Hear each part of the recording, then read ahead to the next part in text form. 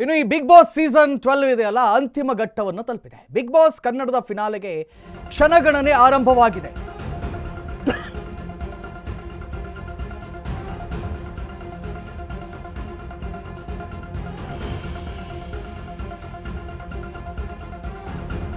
ಯಾವಾಗ ಗೊತ್ತಾ ಫಿನಾಲೆಗೆ ಎಂಟ್ರಿ ಕೊಡೋದು ಮತ್ತು ಫಿನಾಲೆಗೆ ಎಂಟ್ರಿ ಕೊಡೋದು ಯಾರು? ಜನವರಿ 17, 18ರಂದು ಬಿಗ್ ಬಾಸ್ ಗ್ರ್ಯಾಂಡ್ ಫಿನಾಲೆ ಅನ್ನೋದು ಫಿಕ್ಸ್ ಆಗಿಬಿಟ್ಟಿದೆ.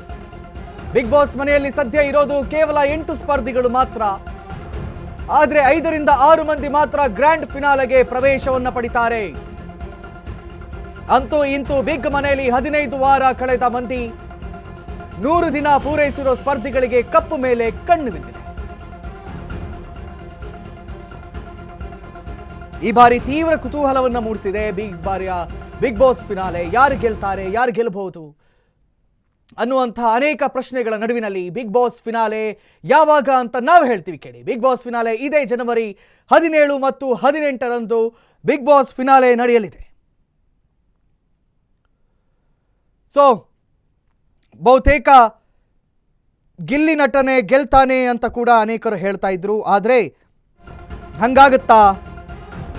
ನೋ.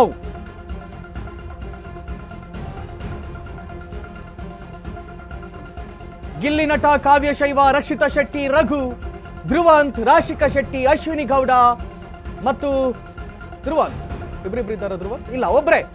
ಈ 8 ಸ್ಪರ್ಧಿಗಳು ಯಾರಿಗೆ ಫಿನಾಲೆ ಅರ್ಹತೆ ಇದೆ? ಈ ವಾರಾಂತ್ಯಕ್ಕೆ ಮತ್ತೊಬ್ಬರು ಎಲಿಮಿನೇಷನ್ ಆಗುತ್ತೆ, ಮತ್ತೊಬ್ಬರು ಮಾತ್ರನಾ ಅಥವಾ 2-3 ಜನ ಆಗ್ತಾರ? ಅದನ್ನು ಕೂಡ ಕಾದು ನೋಡಬೇಕಾಗಿದೆ. ಒಟ್ಟು ಟಾಪ್ 6 ಸ್ಪರ್ಧಿಗಳಲ್ಲಿ ಜನವರಿ 17ರಂದು ಒಬ್ಬರು ಎಲಿಮಿನೇಟ್, 18ರಂದು ಹಂತವಾಗಿ ಉಳಿದ 3 ಸದಸ್ಯರು ಎಲಿಮಿನೇಟ್ ಆಗ್ತಾರೆ. ಬಿಗ್ ಬಾಸ್ ವಿನ್ನರ್ಗೆ ಕಪ್ ಜೊತೆಗೆ 50 ಲಕ್ಷ ಪ್ರೈಸ್ ಮನಿಯನ್ನು ಕೂಡ ನೀಡಲಾಗುತ್ತೆ. ಫಿನಾಲೆಯಲ್ಲಿ ಕಾಣಿಸಿಕೊಳ್ಳಲಿದ್ದಾರೆ Toxic star Yash. Okay, interesting. Bigg Boss ಮನೆಯಲ್ಲಿ ಯಾರಿಗೆ ಕಪ್ ಗೆಲ್ಲುತ್ತೆ ಅಂತ ಹೇಳಿ ಮತ್ತಷ್ಟು ಅಪ್ಡೇಟ್ಸ್ಗಳು ಲಭ್ಯವಾಯಿತು. ಇನ್ನು ಬಿಗ್ ಬಾಸ್ ಫಿನಾಲೆಯಲ್ಲಿ ರಾಕಿಂಗ್ ಸ್ಟಾರ್ ಯಶ್ ಕೂಡ ಕಾಣಿಸಿಕೊಳ್ತಾರಂತೆ. ಈಗಾಗಲೇ ಟಾಕ್ಸಿಕ್ ಪ್ರಮೋಷನ್ನಲ್ಲಿ ಮುಂದಾಗಿರುವಂತಹ ಟಾಕ್ಸಿಕ್ ಟ್ರೇಲರ್ ಇವತ್ತಷ್ಟೇ ರಿಲೀಸ್ ಆಯಿತು, ಟೀಸರ್. ಯಶನ್ನು ಎಲ್ಲರೂ ಬಹಳ ಕಾತರದಿಂದ ಕಾಯ್ತಾ ಇದ್ದಾರೆ, ನೋಡಬೇಕು ಅಂತ ಹೇಳಿ. ಅವರು ಇದೀಗ ಬಿಗ್ ಬಾಸ್ ಫೈನಲ್ ಅಲ್ಲಿ ಕೂಡ ಕಾಣಿಸಿಕೊಳ್ತಾರಂತೆ.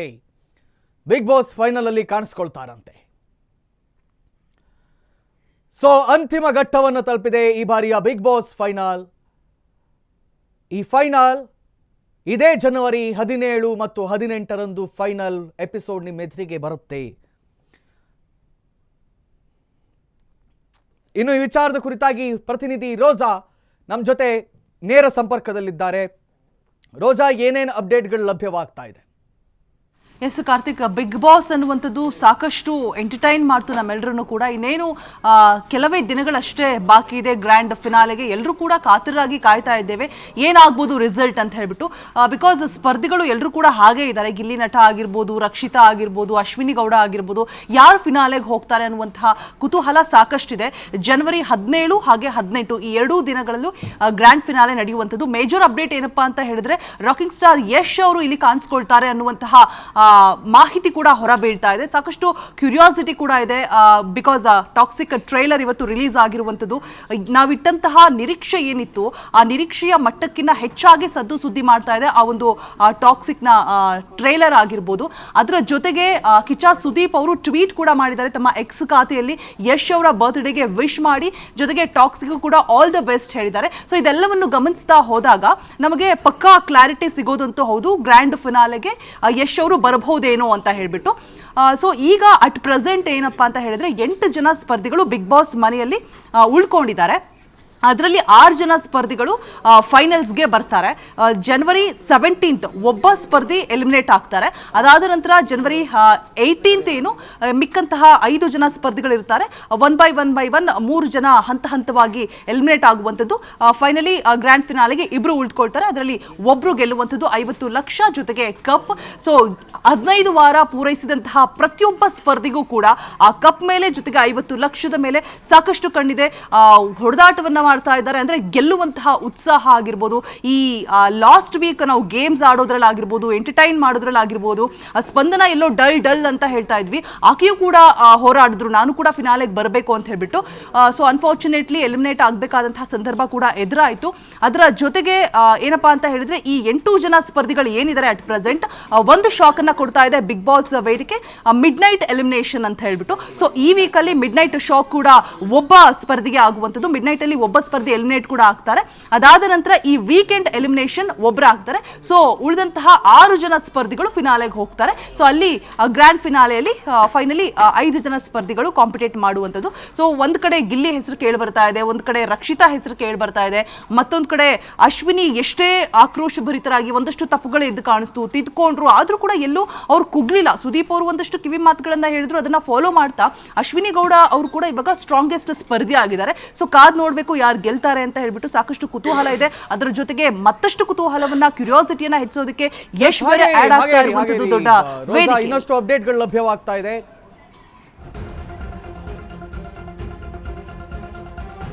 ಸೋಷಿಯಲ್ ಮೀಡಿಯಾದಲ್ಲಿ ಧೂಳೆಬ್ಬಿಸಿದ ಗಿಲ್ಲಿ.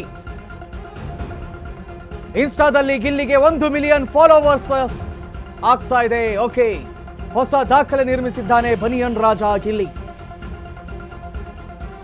ಒಂದೇ ದಿನದಲ್ಲಿ 1.75 ಲಕ್ಷ ಫಾಲೋವರ್ಸ್ ಪಡೆದಿದ್ದಾರಂತೆ ಗಿಲ್ಲಿ. ಜಾಲತಾಣದಲ್ಲಿ ಕಾಮಿಡಿ ಕಿಂಗ್ ಫುಲ್ ಹಾವಳಿಯನ್ನ ಮಾಡಿಕೊಂಡಿದ್ದಾರೆ. ದೊಡ್ಡವ್ವ ಚಿಕ್ಕವ್ವ ಅಂತಲೇ ಮನೆಗೆದ್ದ ಗಿಲ್ಲಿ ಇದೀಗ 1 ಮಿಲಿಯನ್ ಫಾಲೋವರ್ಸ್ ಅನ್ನ ಪಡೆದುಕೊಂಡಿದ್ದಾರಂತೆ. ಎಲ್ಲ ಬಿಗ್ ಬಾಸ್ ಸ್ಪರ್ಧಿಗಳ ಹಿಂದಿಕ್ಕಿದ್ದಾರೆ ಈ ಗಿಲ್ಲಿ. ಬಿಗ್ ಬಾಸ್ ಎಂಟ್ರಿಗೂ ಮುನ್ನ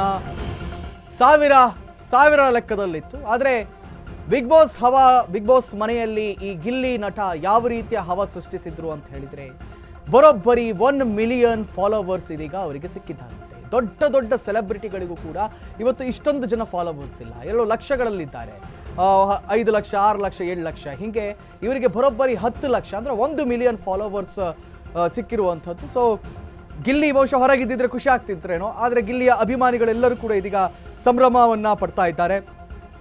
ಸೊ ಬಿಗ್ ಬಾಸ್ ಆರಂಭದ ದಿನಗಳಿಂದಲೂ ಕೂಡ ಇವತ್ತಿನವರೆಗೆ ನಿರಂತರವಾಗಿ ಅವರ ವ್ಯಕ್ತಿ ಬ್ಯಾಕ್ ಟು ಬ್ಯಾಕ್ ಎಂಟರ್ಟೈನ್ಮೆಂಟ್ಗಳನ್ನು ನೀಡ್ತಾ ಬಂದಿದ್ದಿದ್ರೆ ಅದು ಬಿಗ್ ಬಾಸ್. ಬಹುಶಃ ಇಲ್ಲಿ ಒಂದು ಕಡೆ ಸಾಬೀತಾಗುತ್ತೆ, ಯಾರು ಹೆಚ್ಚು ಗಲಾಟೆ ಮಾಡ್ತಾರೋ, ಯಾರು ಹೆಚ್ಚು ಹೊಡೆದಾಡ್ಕೊಳ್ತಾರೋ ಅಥವಾ ಟ್ಯಾಕ್ಸ್ಗಳನ್ನು ಗೆಲ್ತಾರೋ ಅವರು ಮಾತ್ರ ಗೆಲ್ಲಲ್ಲ. ಬದಲಿಗೆ ಯಾರು ಹೆಚ್ಚು ಎಂಟರ್ಟೈನ್ಮೆಂಟ್ ಮಾಡ್ತಾರೋ ಅವರಿಗೆ ಹೆಚ್ಚು ಜನ ಬೆಂಬಲಿಸ್ತಾರೆ ಅನ್ನೋದನ್ನು ಬಹುಶಃ ಅನ್ನೋದಕ್ಕೆ ಉದಾಹರಣೆ ಅಂತ ಹೇಳಿದ್ರೆ ಅದನ್ನ ಗಿಲ್ಲಿ ಅಂತಾನೆ ಹೇಳ್ಬೋದು. ಸೊ ಗಿಲ್ಲಿ ನಟ ಬರೋಬ್ಬರಿ 1 ಮಿಲಿಯನ್. ಯಾಕಂತ ಹೇಳಿದ್ರೆ ಇಷ್ಟು ಸೀಸನ್ಗಳಲ್ಲಿ ಉಳಿದ ಸ್ಪರ್ಧೆಗಳು ಆಡಿದಂಥ ಆಟವೇ ಬೇರೆ, ಗಿಲ್ಲಿ ನಟ ಆಡಿದಂಥ ಆಟವೇ ಬೇರೆ.